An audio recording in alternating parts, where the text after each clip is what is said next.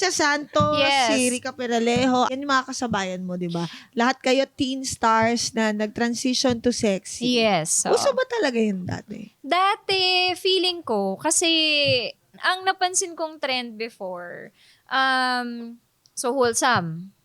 Hindi ka pwedeng ma-stuck sa ganun eh. Kailangan meron kang ibibigay na wow factor or meron kang ibibigay na bago sa audience mo para mas abangan ka nila, mas panoorin ka nila. So eventually, for me it still happens up until now eh. Hindi mo naman kailangan maging sexy ng you're shedding clothes eh. Oo. You can be sexy naman ng naka-bathing suit ka, sexy ka man naman. Feeling ko halos lahat naman dumaan sa ganun. From wholesome to sexy or a little bit sexy, tas babalik ulit ng wholesome. Oo. Kumbaga kagaya parang ikaw. babaliin mo lang ng konti. Oo. Yun. 14 po, 14, 15 po nag-start. Hindi Nag-umpisa. nag-sexy ha, Mag-artista. Hindi po, mag-artista. wala po akong nagsabi ng sexy na mag-start.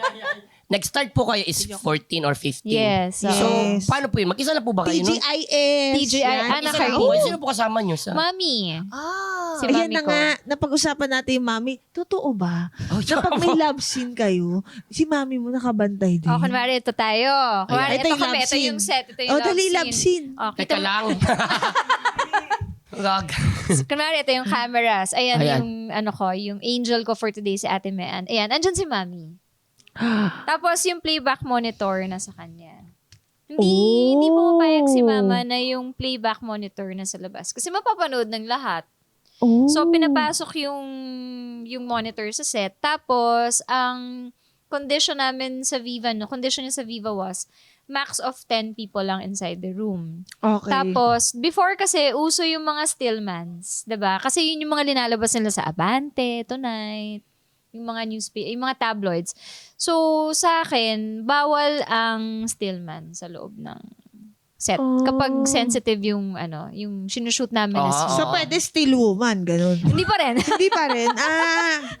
Akala ko yung lalaki lang kasi ang bawal. Pwede. Pero pag babae siyang still woman siya, hindi pwede. Pwede kung still ka lang, hindi ka gagalaw. Kung still ka lang, ganun ka lang, oh. Wala buhay. Yun. So, yan. Diyan si Mommy, nanonood siya. Kaya niya? Wala na siyang choice eh. Pinasok ko na nag-cheer eh. siya. Eto. Ano mo pa? Sabi ni Mommy, anak, mali yung position mo. Da joke lang. Hindi. Ito naman yung sa akin. Point of view naman ng isang lalaki. Oo. Andun yung...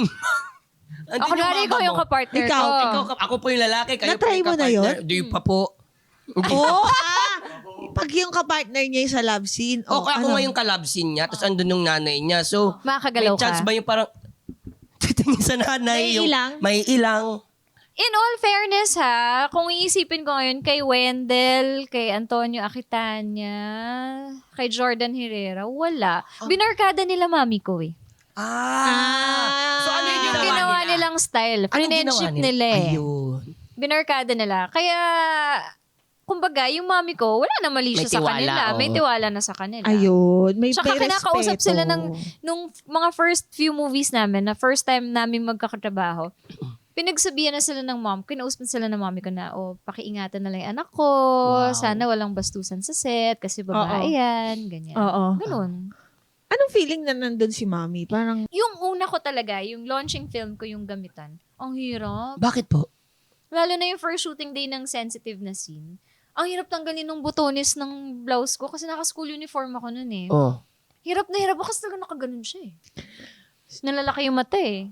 Si na-feel, Jerwin, kilala mo si mama, di ba? Okay.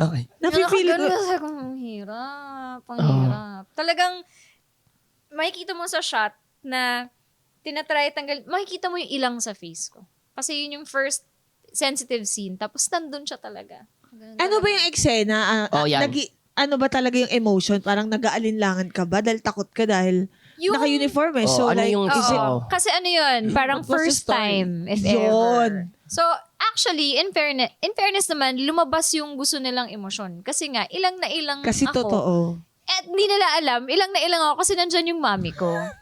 Oh my God. Kung wala- Hindi, oh. The joke lang. Alam mo kung ikaw ilang na ilang, nai-imagine ko yung mas mahirap papanoorin yung anak mo na. Diba? Totoo. Ganon. Well, Totoo hindi yun. naman dahil sa hindi siya magandang klaseng work, but it's really different. Kailangan ng Oo, ibang klaseng environment. At saka sino Dito bang, ako, kung isipin ko, kunwari anak ko, sino bang nanay gusto na ganun yung naguhubad, diba? Oo, tama. Sino ba naman may gusto ng Yun. ganun? So, Oo. kumbaga parang mahirap din lunukin yun for my mom. Ang galing Na niya. nasa For set. sure din. For sure Yung- din naman. The way she held it in through those films, ang dami kong moving ginawa. Kumbaga, saludo ako sa mami ko. Eto, punta naman tayo sa disadvantages. Kasi despite the fame, the success, the money, syempre nandyan yung mga natatanggap mong judgment. Yeah. Yes, oo, From Diyos some ko. people, dahil sexy star ka. Mm.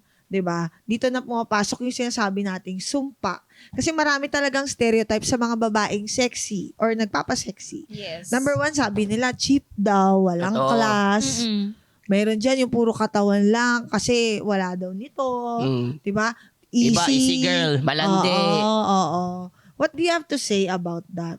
Well, ako, stereotyping, yung pag-stereotype ng mga tao sa mga nagpapasexy, that's very, very wrong. Kasi Yes. hindi dapat ginajudge ang character ng isang tao based on something that they see on screen or on socials. Like, ako, okay, nagpa-sexy ako, pero I come from a good school, I come from a good family, we're connected with the church. Alam mo yun, so paano nyo sasabihin na easy, cheap, diba, walang class, it's, for me, it's a wrong judge of, kumbaga, character. Mali na judge ka ng gano'n ng ibang tao. Anong mali? Unang-una, hindi mo naman kilala personally yung Yes. taong inaano mo. Yes. Diba? Malay mo, baka, like ako, for me, it's just work. Yes. Work lang talaga. Napunta ako dun ganun talaga. Malay nyo, yung iba kaya ginagawa kasi baka may binubuhay na pamilya or baka mayroong kapatid na dying o may sakit kaya kailangan nilang gawin yun. Maghanap buhay. So, it's not right na we already, we judge someone prior to, di ba? Knowing ko ano yun. Hindi lang sila fan ng art form. Pwede rin, kasi yun na nga eh. It's Diba? a different kind of, art form kasi. Oo. Ano po yung madalas sinasabi po sa inyo? Yung mga ganyan, yung mga, Mga bad ganyan. words nila. Na minsan for sure may mga patama, ganyan. You will always get the, kami, like ako, I always get the stink eye. Oh. Oo, na, Maui Taylor. Ganon. Naiinggit. Parang naiinggit. Gusto ko sabihin, girl, sorry, you don't have my face, you don't have my body, you don't have my brains. Shh. Then, ano lang yun, kasi nahuli niya yung jowa niya, pinapanood Ay, ka. isa pa yan. Ayan. Isa Oo. pa yan kasi parang feeling, bakit nga ba mga girls, ina-idolize lang naman kami ng mga jowa ninyo. Hindi naman namin inaagaw yung mga jowa nyo. Bakit pa kayo galit na galit sa amin? Ang hirap naman kasi i-achieve. Diba? Parang hindi ko Kung ma-achieve hindi nyo yan. ma-achieve, sorry na lang, girl. Galingan, performance na lang tayo, girls. We can do this. Let's perform. If we cannot perform, let's perform. Yeah! Gusto ko yan. Hindi, yan. Sorry. Ayan, naalala ko na, ang daming ganyan sa amin. Na parang feeling ba nila na agaw namin yung Jowa nila. jowa nila. Parang, hello, we're artistas. Mm-mm. Diba? Parang fan lang kami nung mga boyfriend ninyo. Bakit ba kayo nagagalit sa amin? Bakit ba kayo na-insecure? Oo, Imagination lang Wala yun. ba kami ginagawa? Oo, hindi kaya ng jowa niyo i-achieve si Maui Taylor. Ay, grabe naman. Charot. Hindi, ikaw ang pinakamagandang babae para sa jowa mo. Tandaan mo yan. Yes, oo. Oo. Ano lang naman, yung Love parang, yourself. Ganun. Parang, si ganun lang. Yung iba talagang, Pero flattering Monster. in a way di ba? yes, oo. Kaya nga sabi ko may pros and cons siya eh. Minsan yung mga babae ganun mang flatter Yung ang isang tao pag gusto ka parang Ganyan. Okay pala yan. ganung form of flattery. May na ganun pala kayo. Ginaganyan kanya kasi alam mo yun, pag naiinggit sa'yo, sabihin na natin. So, okay yun. Okay lang yan. Sana hindi. Sana walang negative. Oh. Sana walang Oo. negativity. Depende pa rin Pero sa intindi. Depende It's yun the eh. human nature. Yeah, the nature. Yeah, because you have animal nature kasi. What? What kind of animal? What? Pisting You're ako. so wild. Pisting ako. No, because you're so wild. Yeah. Yung mga lalaki, naririnig natin sa kanila yung mga term na, naririnig natin? Kasali ako. Hindi ako. Naririnig mo sa kanila yung mga term na, pilatangkad mo ako. Naririnig mo sa kanila yun. Madalas. So, anong feeling? Wala, natatawa na lang ako sa kanila. Ang cute no. Nung isang araw nga nag-post si Sander Angeles. Yes, kahapon. Di ba? Nag-comment ako, labas yung mga pinalaki ng Sander Yes, Angeles. nakita ko nga yung comment mo. Di ba? So, natutuwa ka din. Actually, nung nakita ko yung mga FHM magazines yun Grabe, na-throwback, no? nostalgic for me. Kasi Grabe, diba parang, sabi ko, wow, ilang years ago na to.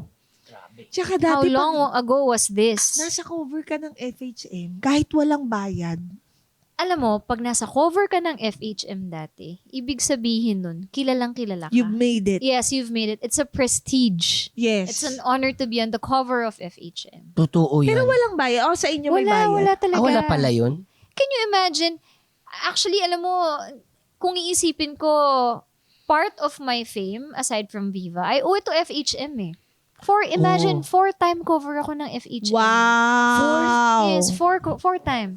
4 times ako nag-cover. Parang nagpunit ka ng FHM Para Ang gawin galing. kang cover ni FHM 4 na beses. Tsaka Ibig sabihin yung tiwala nila sa'yo, ganun. Totoo. Diba?